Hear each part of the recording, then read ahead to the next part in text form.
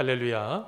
우리 이곳에 오신 여러분들을 사랑하고 축복합니다. 옆에 있는 분들과 같이 인사 나누시겠습니다. 함께하니 더욱 행복합니다. 같이 인사하겠습니다. 함께하니 더욱 행복합니다. 오늘 비가 참 많이 내리고 있습니다. 여러분, 하나님께서 지켜주셔서 이 어려움의 시간들 잘 극복해 나가시는 우리 귀한 성도님들 되시기를 간절히 소원합니다. 여러분, 사진 하나를 보여주면서 말씀을 시작하려고 합니다. 여러분, 왼쪽 오른쪽 그 다음에 밑에 있는 세 장의 사진에 여러분 공통점이 무엇일까요? 여러분, 하나는 진짜이고 하나는 가짜라는 것입니다. 여러분, 이게 진짜하고 가짜하고요, 그냥 보면 잘 구분이 잘 안 돼요. 그래서 이게 참 자세히 봐야지, 전문가가 봐야지 그것을 정확하게 알 수가 있는데요, 어떨 때는 이게 아주 좋은 나이키 신발을 신었는데 양말에 그 물이 다 들어져 있는 거예요. 가짜죠. 진짜가 아니라 가짜인 신발들, 핸드폰도 마찬가지고 여러 가지 물건들도 다 가짜를 만들 수 있습니다. 여러분, 그뿐만이 아니라 여러분 맨 오른쪽 사진 밑에 보면 나이키가 아니라 나이스 비슷하게, 이렇게 비슷하게 짝퉁으로 만들어 놓는 거죠. 있죠. 여러분, 루이비통도요, 루이베통 뭐 이런 것도 있더라고요. 그뿐만이 아니라 여러분 쭉 보니까 켈빈 클라인이잖아요. 근데 케빈 클라인 뭐 이렇게 영어 단어 한두 개 좀 바꿔가지고 아주 헷갈리게 만드는 짝퉁들이 참 많습니다. 여러분, 명품에는요 갈수록 짝품이 참 많죠. 그런데 여러분, 왜 짝퉁이 있을까요? 여러분, 왜 짝퉁이 있는 것입니까? 사람들의 마음의 욕구는 그것을 갖고 싶습니다. 그런데 돈이 없는 거예요. 그러다 보니 그런 짝퉁을 사서 자기가 그 물건을 갖게 되는 거죠. 여기에서 어떤 문제가 생길까요? 그 중심에요. 내가 이런 사람이다, 나도 이런 물건을 살 수 있는 사람이다 라고 하는, 과시할 수 있는 바로 그 허영심이 그 마음에 자리 잡고 있다는 것입니다. 여러분, 이것으로 인해서 경제에는요 배불린 효과가 나타나고 있어요. 배불르다 뭐 이렇게 외우셔도 될 것 같아요. 배불린 효과가 뭐냐면 사람 이름인데요, 여러분, 이 배불린 효과라고 하는 것은 뭐냐면, 여러분, 상류층 소비자들의 소비 형태를 좀 비꼰 겁니다. 뭘 말하고 있어요? 일부 계층의 과시욕이나 허영심으로 인해서 수요가 줄어들지 않고 그 값이 점점점 올라가도 그 물건을 산다는 거예요. 아무리 비싼 물건이어도 그거를 과감 없이 산다는 것이죠. 뭘 말하고 있습니까? 자기 자신이 누구인지를 드러내고 싶으니 그 허영심이 끊임없이 그 비싼 고가의 물건, 자동차도 마찬가지고요. 자동차도 얼마나 비싼지 몰라요. 그 비싼 자동차도 타고 다니고, 그래서 이 차를 부딪히면 안 되잖아요. 그거 딱 부딪히면 문짝 하나가 우리 타고 다니는 차 정도 되는 값이잖아요. 그러니까 막 그것 때문에 힘들어하고 아파하는, 여러분, 이런 문제들이 다 갖고 있는 게 뭐예요? 허영심이라는 문제입니다. 여러분, 이 허영심에 대해서 아주 잘 연구한 철학자가 있습니다. 쇼펜하우어라는 철학자인데요, 여러분, 그가 가지고 있는 어록이나 여러 가지 것들을 모아서 쓴 책 중에 사랑은 없다라는 책이 있어요. 사람들은요 남을 너무 의식하다가 자기 자신을 잃어버렸다는 것입니다. 그러면서 이런 말을 합니다. 우리는 지금까지 대부분 자기 생각보다 남의 생각에 의존하고 살았으며, 나의 참된 자아보다는 남의 자아 속에 깃들어 있는 자신의 모습을 더욱 소중하게 여겼습니다. 만일 우리가 남을 의식하지 않고 산다면 불필요한 불안과 걱정에서 떠나 현재의 물질적, 정신적 가치의 10분의 1만으로도 만족하고 행복하게 살 것입니다 라는 말을 했어요. 뭘 말하고 있습니까? 남의 눈을 의식해서 큰 집에 살고요, 자기의 가정 경제가 한계가 있는데 그걸 넘어서서 여러분 소비하는, 사치스럽게 소비하는 그런 허영심의 문제가 일어난다는 것입니다. 그래서 쇼펜하우어는 말하고 있는 것이, 제안하고 있는 게 뭐냐면, 자기 능력에 과분한 것을 처분하기만 해도 행복하다는 것입니다. 과분한데 그 빚 갚으려고, 그 빚 돌아오는 것 생각하는 것 때문에 인생을 어렵게 살지 말라는 것이죠. 여러분, 또 그의 책을 또 모아서 쓴 책 중에 생존과 허무라는 책이 있습니다. 여러분, 저 책에 보면은요, 우리가 남으로부터 찬사나 아부를 받기를 좋아하거나 남의 비판에 따라 기준을 살아가는 사람들은 이웃의 노예라는 것입니다. 이웃의 노예라는 게 뭡니까? 다른 사람이 말하는 것에 대해서 왔다 갔다 하기 시작을 하면, 제3자가 말하는 것에 우리가 그것을 따라가기 시작하면 무너지게 된다는 것이죠. 자기의 자아를 잃어버리는 것입니다. 여기에 또 심각한 문제가 뭘까요? 제3자의 관념과 그가 말하는 그 핵심이 불확실하다는 거예요. 여러분, 쇼펜하우어가 이런 말을 합니다. 그들은 머릿속에 깊은 편견을 갖고 있거나, 어디 또 다른 책에는 그들은 돌대가리거나 이렇게 번역을 했어요. 왜 그렇게 번역하는지 모르겠지만 그들이 갖고 있는 게 상당히 편견을 갖고 있다는 거예요. 자신에 대한 오해를 하거나, 자신도 제대로 알지 못하고 오해도 하거나, 어떤 경우 사고방식이 천박하고 무가치한 사람입니다 라고 정의를 하는 거예요. 뭘 말하고 있습니까? 우리가 지금 너무 사람을 의식하다가, 다른 사람을 의식하다가 정작 자기 자신이 누구인지를 잃어버리게 됐다는 거예요. 그래서 생겨나는 이 전염병과 같은, 유전병과 같은 것이 있다는 것입니다. 그게 세 가지가 있죠. 사진 하나 또 띄워주겠습니다. 책인데요, 여기에 보면 세 가지가 나오죠. 하나는 명예욕이에요. 두 번째는 내 마음속에 갖고 있는 허영심이라는 단어입니다. 세 번째는 자부심이라는 거죠. 우리는 허영심을 넘어서 자부심에, 참된 자부심으로 가야지 된다는 것입니다. 자부심이 있는 사람은 자신에 대한 확고한 신념이 있습니다. 그래서 다른 사람의 말에 휘둘리지 않아요. 내가 하나님 말씀 앞에 반듯하게 서 있는 것과 같습니다. 근데 허영심이 있는 사람은 어떨까요? 타인이 자신에 대해서 갖기를 원하는 그런 신념과 같은 거래요. 자부심은 또 어떨까요? 자부심은 자신을 존중합니다. 그런데 허영심은 어때요? 다른 사람이 나를 존중해 주기를 원한다는 거예요. 자부심을 갖고 있는 사람은 말이 적습니다. 말을 많이 할 이유가 없어요. 그런데 허영심에 가득한 사람은 말이 많다는 것입니다. 참 제대로 정확하게 보고 있어요. 아주 예리하게 관찰하고 있는데요, 그러면서 그런 이야기를 합니다. 우리 가운데 이 허영을 넘어서 참된 이 자부심을 향해서 나아가야지 되는데, 이게 시간이 흐르면서, 나이가 들면서 이 변질이 자꾸 일어나게 된다는 것입니다. 어떤 변질이 일어날까요? 나이가 들면서 애욕을 맛볼 체력이 고갈되는 대신 허영심과 오만함이 점점 탐욕과 결합이 되어서 자기의 자아를 형성한다는 것입니다. 그러면서 뭘 할까요?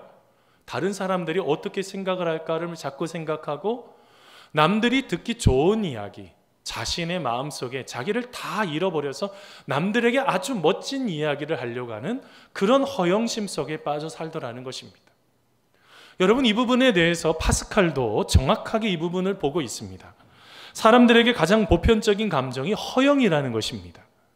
여러분, 이 허영은요, 명예와 그 다음에 영화와 명성의 필사적인 추구를 하게 되어 있습니다. 그러면 어떻게 될까요? 여러분, 파스칼이 볼 때요, 그런 사람들은 비참한 사람들이래요. 왜 비참할까요? 여러분, 모든 것이 어떻게 중심이 될 수가 있어요? 모든 것의 중심이 되고 타인을 자기 밑에 예속시키려고 하는 갈망이 있다는 것입니다. 이 허영심이 가득한 사람들은. 그래서 어떻게 할까요? 아주 그것에 대해서 파스칼은 가증스러운 자아를 갖고 있는 사람이다 라고 정의를 하고 있습니다. 뭐가 문제입니까? 우리가 가지고 있는 이 허영심이라는 문제가 어떨 때는 물질을 통해서, 아니면 지적인 허영심도 있어요. 이게 스노비즘이라고 하거든요. 내가 엄청나게 많이 알고 있다고 굉장히 자랑하는 분들이 계세요. 아무것도 없는데, 더 자세히 들어가면 모르는데, 그걸 뭘 알고 있다고 자랑하는 이런 지적인 허영심의 문제도 있다는 것입니다. 근데 더 큰 문제는 영적인 허영심도 생겨더라는 거예요. 여러분, 이집트 나일강 유역의 사막에서 아주 오랫동안 수도 생활을 했던 존 카시안이 있습니다. 여러분, 존 카시안이 이런 말을 했습니다. 이게 신앙인에게도 적용할 수 있어요. 수도사는, 이거는 그리스도인들은 이렇게 바꿀 수도 있어요. 허영에 빠진 수도사는, 허영에 빠진 그리스도인은 어떻게 된다고요?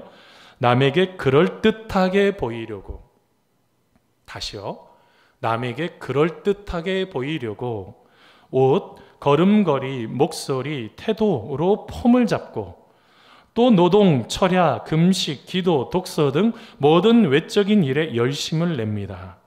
내적으로는 침묵, 복종, 겸손, 인내 등의 덕을 나타내 보이려고 노력하죠 라고 말합니다. 존 카시안이 뭘 본 것입니까? 자기의 잘못된 이유로, 남에게 잘 보이기 위한 잘못된 이유로 뭘 하고 있습니까? 옳은 일을 하게 만드는 악이라고 보고 있는 거예요. 잘못된 이유입니다. 그러면서 이 존 카시안이 보는 심각한 문제가 이렇게 잘못된 이유인데 여기에 덕이 붙어버리면 더 심각한 문제가 일어나게 되는 바로 이런 일들이 일어나게 된다는 거죠. 제가 조금 이제 한두 해 전에요. 어떤 동기 목사를 만났습니다. 동기 목사, 제가 아주 좋아했던 형님인데 그 형님 만났더니 갑자기 저를 만나더니 목소리를 쫙 걸더니 할렐루야 이렇게 하는 거예요. 제가 속으로 놀렐루야 했어요. 너무 놀랐어요. 사람이 바뀐 거예요. 자기 자신이 가지고 있는 어떤 신앙적인 그런 여러 가지 그런 귀한 모습이 왜 없겠습니까? 저는 이걸 뭐라고 표현하냐면요, 자기 목소리를 잃어버린 사람이라고 말해요. 왜 그렇게 거룩한 척 하십니까? 여기에 문제가 있는 거예요. 이게 허영심이라는 것이 그 안에 도사리고 있는 것입니다. 순수함이 사라져 버렸어요. 여러분, 이런 심각한 문제에 대해서 예수님은 바로 이 허영에 대한 것에 대해서 문제점이 있다라고 지적을 하고 있는 것입니다. 오늘 말씀 마태복음 6장 1절 말씀인데요, 우리 같이 한번 읽어보겠습니다. 같이 읽습니다. 시작. 사람에게 보이려고 그들 앞에서 너희 의를 행하지 않도록 주의하라. 그리하지 아니하면 하늘에 계신 너희 아버지께 상을 받지 못하느니라. 아멘. 여러분, 오늘 말씀이 뭐라고 말합니까? 사람에게 보이려고, 외식하는 행위죠. 사람에게 보이려고 하다가 어떻게 했어요? 그들 앞에서 너의 의를 행하지 않도록 뭐 하라고요? 주의하라는 거예요. 이게 다른 말로 표현하면 조심해야지 된다는 것입니다. 빨리 벗어나야지 된다는 것입니다. 존 버년이 철로 역정에 보면 허영의 마을에 갔을 때 그리스도인과 크리스찬과 신의가 빨리 그것을 벗어나기 위해서 몸부림쳤던 것처럼 우리 안에도 이 허영을 벗어나지 못하면 하나님과 상관없는 삶을 살아갈 수도 있다는 것입니다. 그래서 여러분, 오늘 이 허영의 문제를 좀 다루면서 이걸 어떻게 넘어설 수 있을지 고민하는 시간 되기를 바랍니다. 먼저는요, 허영심을 어떻게 넘어서야지 될까요? 첫째는요, 한번 따라해서 해보세요. 주님이 나를 어떻게 보시는지 생각해야 합니다. 다른 사람이 나를 어떻게 보는지가 중요한 게 아니라 하나님께서 나를 어떻게 보시는지. 여러분, 오늘 말씀 마태복음 6장 1절 상반절만 좀 읽어보겠습니다. 사람에게, 같이 있습니다. 시작. 사람에게 보이려고 그들 앞에서 너희 의를 행하지 않도록 주의하라. 아멘. 여러분, 오늘 교회에 오실 때 여러분 거울 보셨죠? 이거 다른 사람 보여주려고 거울 보셨어요? 지금 입으신 옷이 우리 주님 보시기에 가장 아름다운 옷들을 입고 오신 거죠? 그냥 일하다가 옷 입고 온 건 아니잖아요. 근데 여러분, 우리가 하나님 앞에 이렇게 하나님과 만남에 대한 그런 사모함을 가지고 그런 마음을 가지고 있는 건 좋습니다. 근데 뭐가 문제예요? 사람에게 보이려고 할 때 이 보이려고에 여기에 문제가 하나가 있어요. 여러분, 이 보이려고가 여기서 헬라어로 떼아떼나이라는 단어예요. 이게 어떤 단어인지 아십니까? 여기에서 나온 단어가요, theater라는 단어예요. 이게 뭔지 아세요? 연극이요. 사람들 앞에 보이기 위해서 연극하는 심각한 문제가 일어나더라는 거예요. 여러분, 이 부분을 바로 유진 피터슨 목사님이 메시지 성경에서, 이 신약편에서 이렇게 번역을 했습니다. 여기 보면 또 자세하게 드러납니다. 너희가 선한 일을 하려고 할 때에 그것이 연극이 되지 않도록 특히 조심하여라. 그것이 멋진 연극이 될 수 있을지는 몰라도 너희를 지으신 하나님은 박수를 보내지 않으실 것이다 라고 말했습니다. 뭘 말하고 있습니까? 지금 우리가 하고 있는 일들이 신앙적인 일이든 어떤 일이든 상관없습니다. 그게 다른 사람에게 보여주려고 연극하듯이 하시면 안 된다는 것입니다.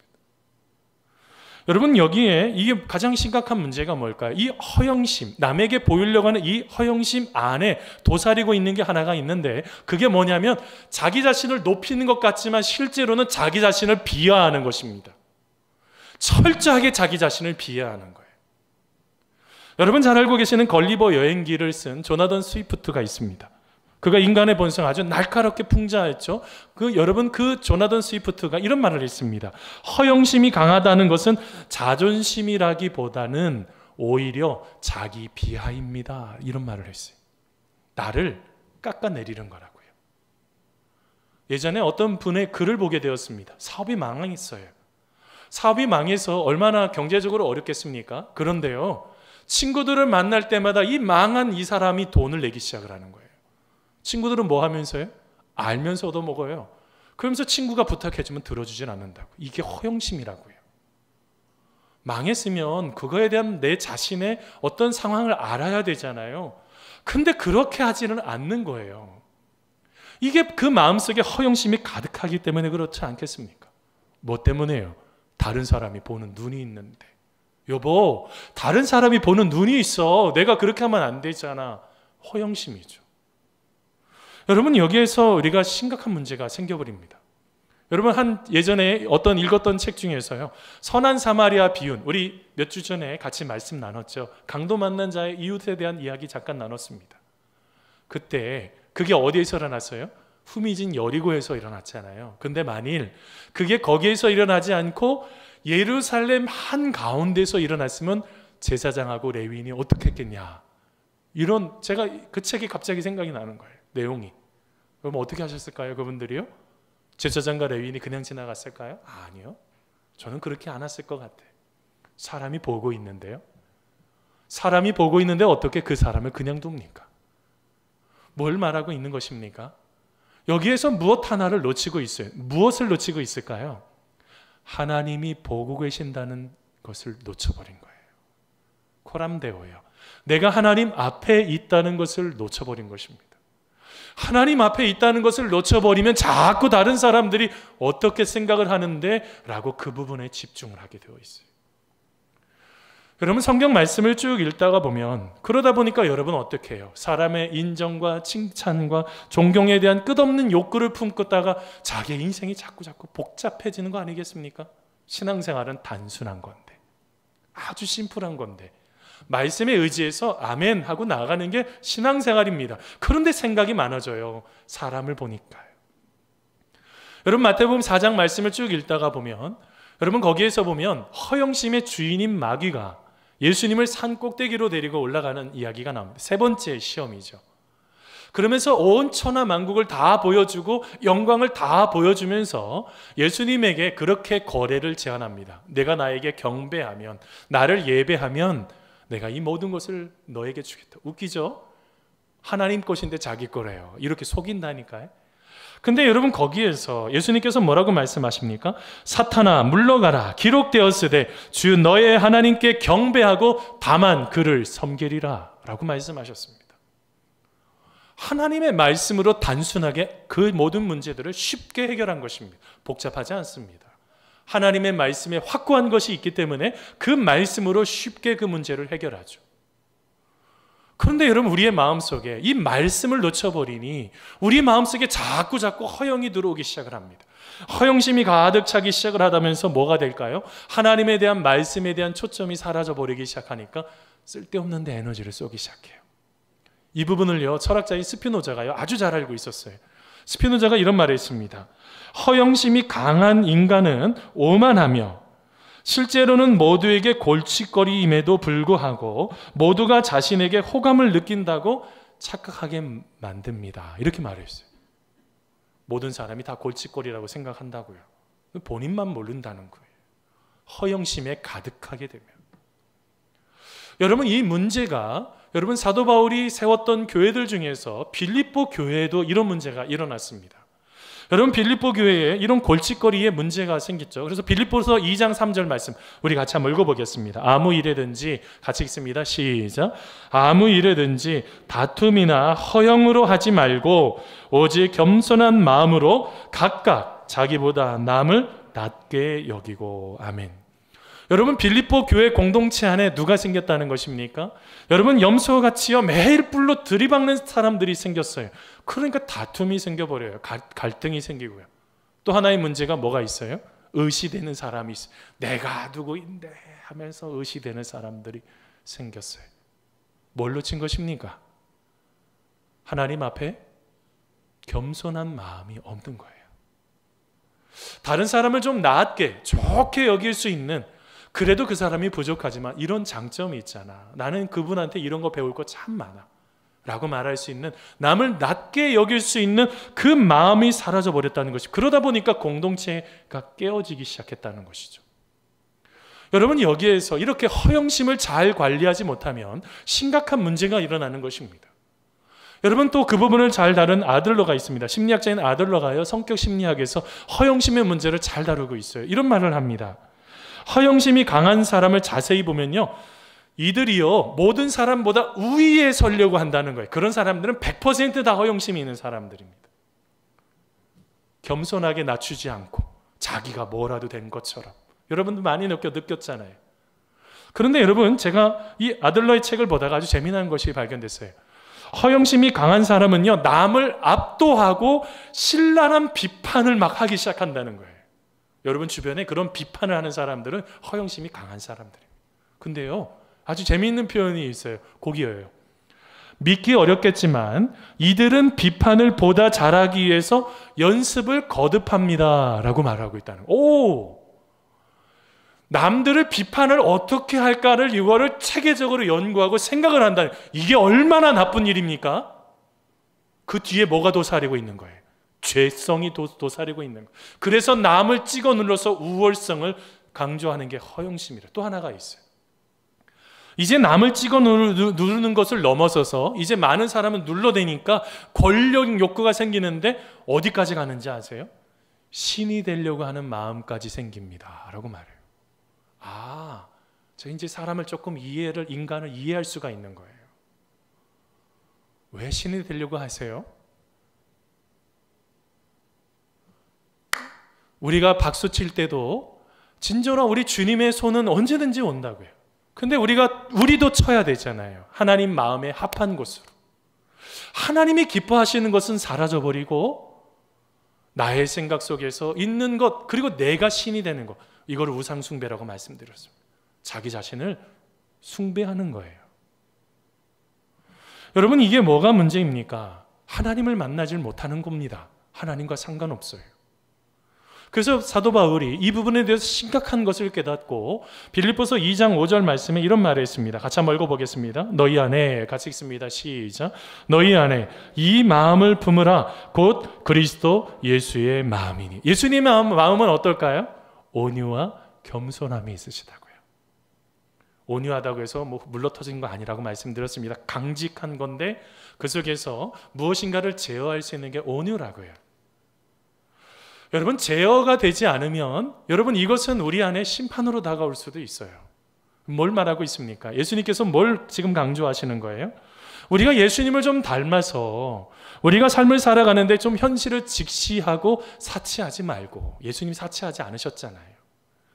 그리고 실제보다 더 부풀리고 과장하지도 말고, 왜 이렇게 뻥이요 하면서 자꾸 뻥을 튀기려고 그러세요? 뭘 말하고 있습니까? 내가 하나님 앞에 있다는 것을 놓치지 마시라는 거예요. 하나님 앞에 있다는 것을 자꾸 놓치다가 보니까 어떻게 돼요? 사람들을 자꾸 의식하면서 사람들이 뭐라고 말하면 어떻게 할 거냐고 이런 얘기들 하게 된다는 거죠. 뭐가 문제일까요? 그걸 놓쳐버리니 기쁨이 사라져버려요. 자꾸 사람들을 의식하니 기쁨이 사라져버려요. 저도 목회 초기에 성도들의 이야기들을 잘 듣는 것, 소통하는 것이 참 올바르다고 생각했습니다. 그래서 많은 이야기들 듣고 이야기를 나눕니다. 그런데 제가 목회 초기에 하나 정리한 게 하나가 있습니다. 그게 뭐냐면 그 이야기가 하나님이 좋아하시는 거냐, 사람들이 듣기에 좋은 거냐, 이거는 다르다는 것을 알게 됐습니다. 여러분, 갈라디아서 1장 10절에 이런 말씀이 있습니다. 이제 내가 사람들에게 좋게 하랴 하나님께 좋게 하랴, 사람들에게 기쁨을 구하랴 내가 지금까지 사람들의 기쁨을 구하였다면 그리스도의 종이 아니니라 라고 말씀하셨어요. 뭘 말하고 있을까요? 내가 보기에는 좋은 것보다 하나님이 보시기에 좋은 것이어야지 돼요. 하나님이 보시기에 좋은 것이라는 것을 놓쳐버리면 아무리 좋다고 해도 그게 아닐 수도 있단 말입니다. 여러분, 목회를 하면서도 여러 번 경험해요. 굉장히 좋은 계획이지만 이게 안 맞을 때가 있다고요. 이때 찾아오는 어려움이 있어요. 그런데도 우리는 어떤 문제를 풀어갈 때 이 허영심에 사로잡히다 보니 내 것이 최고이고 더 나아가서 그것이 온전한 것이라고 착각을 해버리는 것입니다. 어떤 문제가 생깁니까? 하나님이 없는 거예요. 사랑하는 성도 여러분, 그것이 하나님 보시기에 옳은 것입니까? 그러면 하면 돼요. 그런데 하나님이 기뻐하시지 않으시면 멈추는 우리가 되기를 바랍니다. 두 번째로요, 여러분 허영심을 넘어서기 위해서는 어떻게 될까요? 아버지가 주시는 상을 잘 계산하셔야지 된다는 것입니다. 자, 여러분 오늘 말씀 마태복음 6장 1절 하반절 말씀입니다. 그리하지 아니하면, 같이 읽습니다. 시작. 그리하지 아니하면 하늘에 계신 너희 아버지께 상을 받지 못하느니라. 아멘. 여러분 오늘 말씀에 우리 예수님은 허영심을 경계하라고 말씀하시면서 상에 대한 이야기를 하셨어요. 허영심을 경계해야지 우리가 상을 받게 된다는 것이죠. 그러면서 그 뒤에 세 가지의 아주 좋은 일들, 중요한 일들 세 가지를 말씀합니다. 하나는 구제에 대한 이야기고, 두 번째는 기도에 대한 이야기고, 세 번째는 금식에 대한 이야기입니다. 여러분 오늘 말씀에 허영심을 가지고 이런 좋은 일을 할 때 찾아오는 위험성에 대한 이야기를 하신 것입니다. 먼저 볼까요? 구제요. 남을 돕는 거예요. 여러분 이 부분에 대해서 바로 밑절에 마태복음 6장 2절에 이렇게 말씀해 있습니다. 같이 한번 읽어보겠습니다. 그러므로, 같이 읽습니다. 시작. 그러므로 구제할 때 외식하는 자가 사람에게서 영광을 받으려고 회당과 거리에서 하는 것 같이 너희 앞에 나팔을 불지 말라. 진실로 너희에게 이르노니 그들은 자기 상을 이미 받았느니라. 아멘.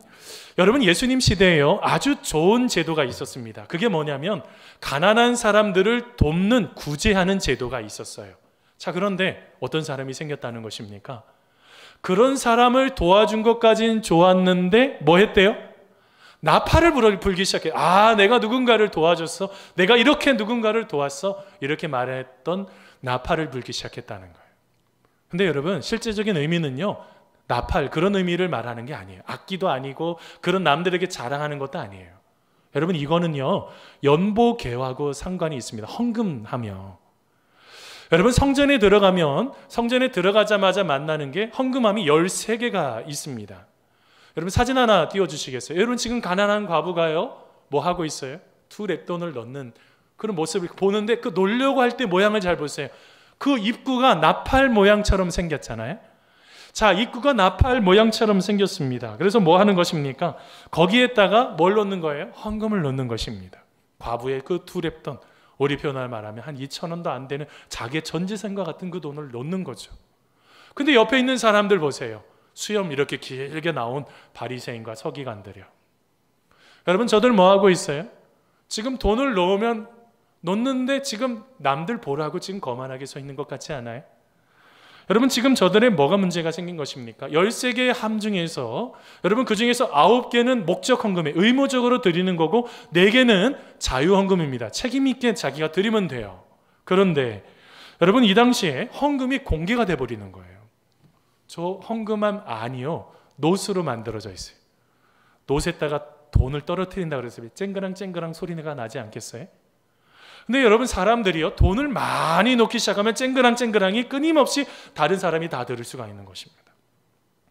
근데 여러분 이 당시에 금이 다르고 은이 달랐다고 그래요. 금 떨어지는 소리가 다르고 은으로 만든 것이 떨어지는 소리가 달랐다고 그럽니다. 그러면 여러분 금 떨어지는 거를 사람들이 알았을까요? 몰랐을까요?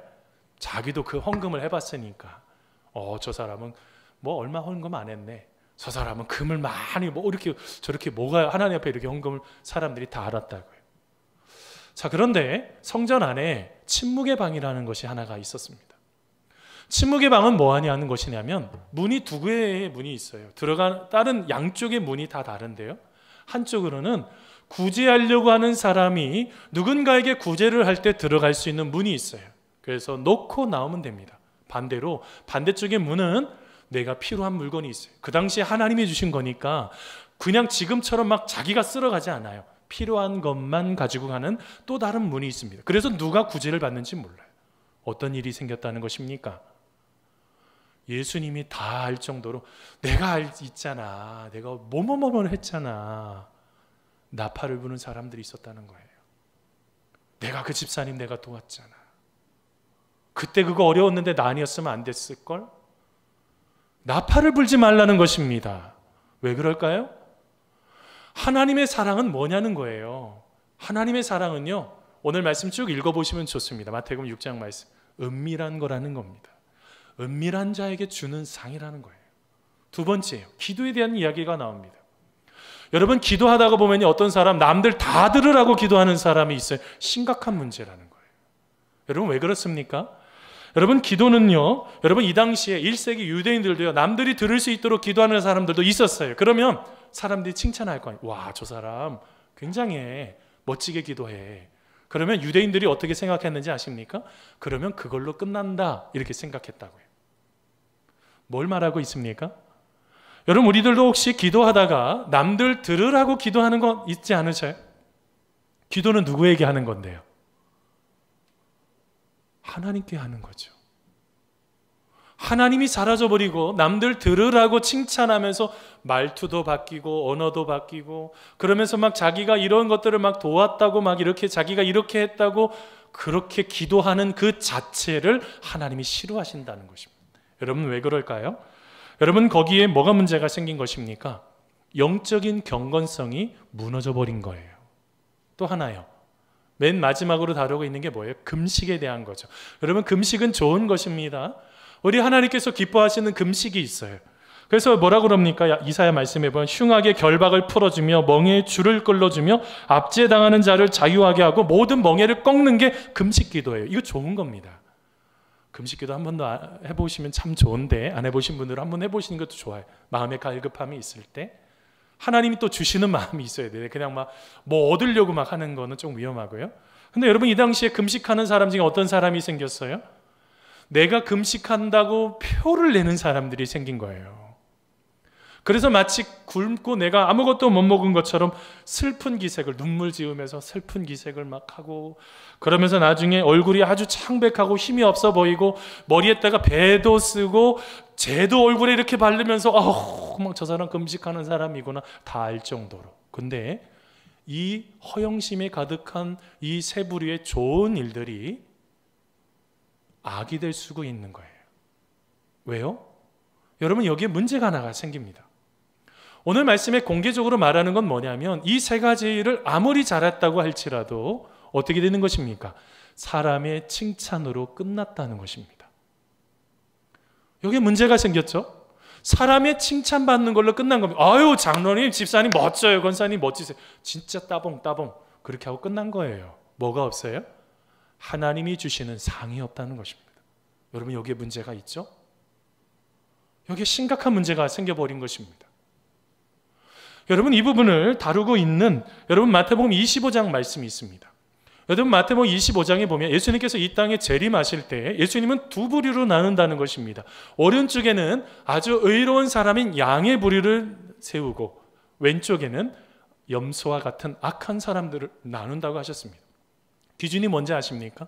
예수님께서 그때 오른편에 있었던 염소와 양과 같은 사람들에게 이런 말을 하셨습니다. 여러분 마태복음 25장 35절에서 36절인데요. 우리 천천히 한번 읽어보겠습니다. 굉장히 중요한 말씀입니다. 같이 읽습니다. 시작.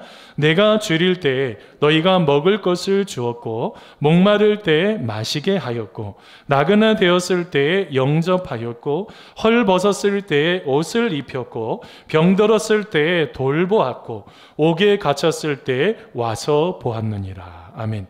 여러분 굉장한 일을 했습니다. 그런데요 오른쪽에 있었던 양과 같은 의로운 사람들이 뭐라 그랬는지 아십니까? 주여 우리가 어느 때에 그 일을 했습니까? 놀라운 일이 일어났습니다. 자기들이 지금 한 일을 기억을 하질 못해요. 놀랍지 않습니까? 왜 그랬을까요? 은밀히 행했다는 거예요. 그렇게 티내면서 막 자랑하기 위해서 한 게 아니라 은밀하게 아무도 모르게 뒤에서 조용히 도와줬다는 거예요. 그분의 자존심도 살아야 되니까, 그분의 인생도 살아야지 되니까 그 고통 속에 빠진 그 사람을 살리는 것이 은밀하게 도와주는 돕는 것임을 주님은 잘 알고 있었던 것입니다. 나중에 여러분 칭찬받을 때 나중에 어떻게 됩니까? 나중에 예수님께서 마태복음 25장 40절에 이런 말을 하십니다.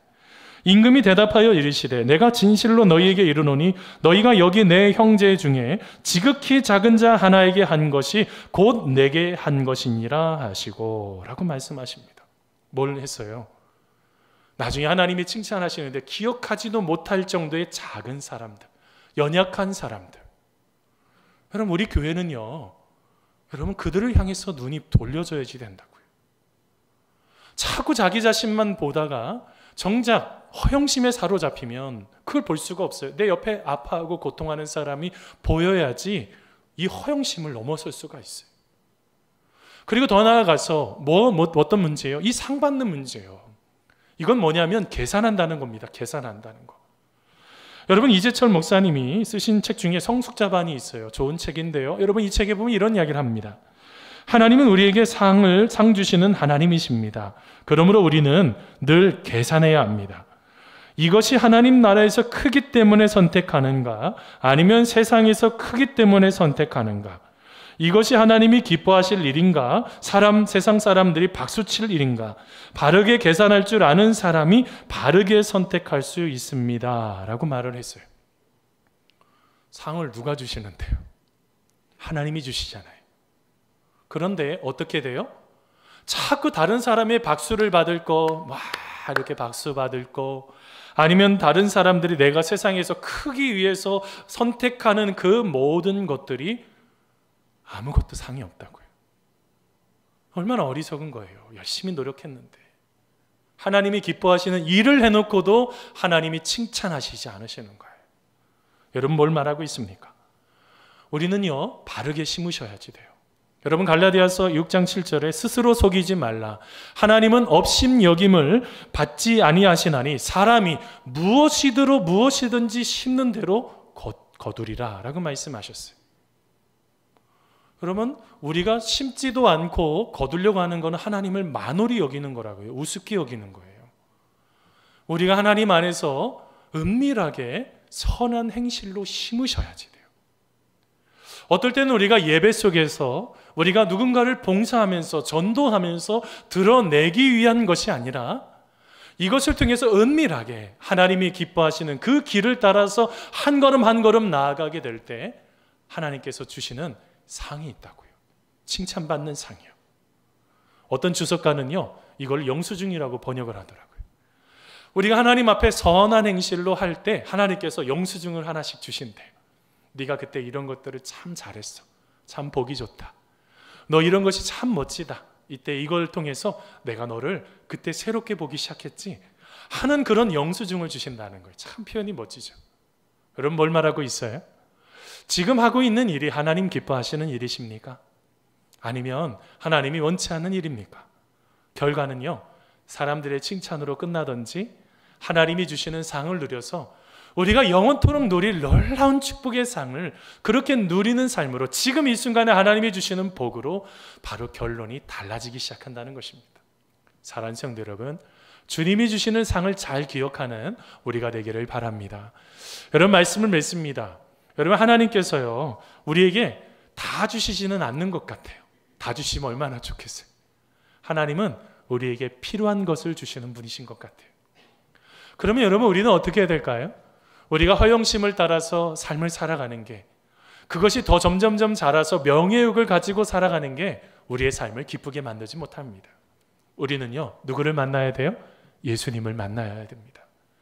여러분, 예수님을 만나게 될 때 진정한 길이 보이기 시작합니다. 어떤 것이 그리스도인의 길인지요. 사랑하는 성도 여러분, 우리의 마음속에 허영심에 사로잡힌 것들을 끊어내고 결연히 그것을 떠나서 하나님이 기뻐하시는 그 참된 길로 나아갈 때 우리 안에 참된 행복으로 채워주실 줄 믿습니다.